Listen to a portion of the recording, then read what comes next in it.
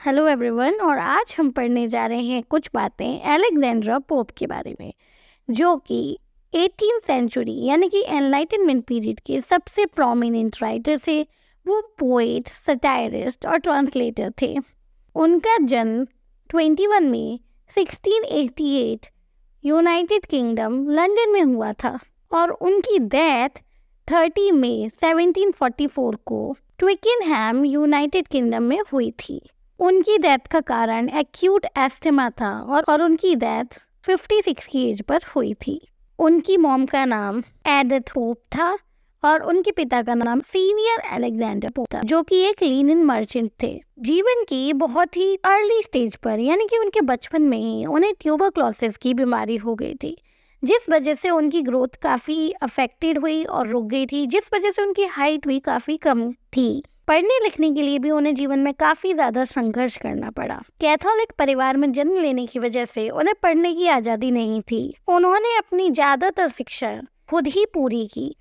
वो कभी कॉलेज नहीं गए, कोई यूनिवर्सिटी में नहीं गए। उन्होंने खुद ही से ग्रीक, फ्रेंच, लैटिन इन सभी भाषाओं का ज्ञान प्राप्त किया। उन्होंने शेक्सपियर को पढ़ा, उन्होंने होमर को पढ़ा और उन्होंने हॉरेस को पढ़ा, और ये सब उन्होंने खुद ही किया, अपनी मेहनत से पाया जो पाया। उन्होंने कभी भी शादी नहीं की थी और वो जीवन भर सिंगल ही रहे। आगे चलकर उन्होंने स्क्रिबलर्स क्लब को भी ज्वाइन किया जोनाथन स्विफ्ट के साथ और अन्य राइटर्स के साथ, जहां वो सटायर लिखा करते थे।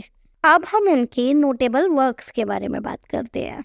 तो सबसे पहले 1709 में पेस्टोरल्स, जो कि एक कविताओं का संग्रह था, वो आया। 1711 में आया ऐसे ऑन क्रिटिसिज्म। 1712 में आए the rape of the lock, इसके 2 कैंटो ही आए थे 1712 में। 1713 में आई विंड्स ऑफ फॉरेस्ट। 1714 में rape of the lock 5 Cantos के साथ रिलीज हुई। 1712 में 2 कैंटोस के साथ हुई थी और 1714 में बाकी की 3 कैंटोस के साथ रिलीज हुई।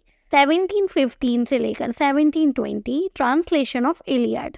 1717 में एलोइसा टू एबलर्ड लिखा।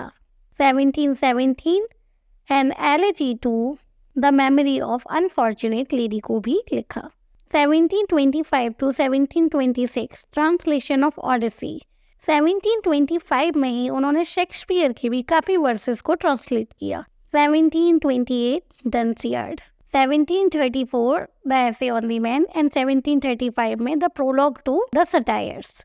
ये थे सारे उनके इम्पॉर्टेंट वर्क्स।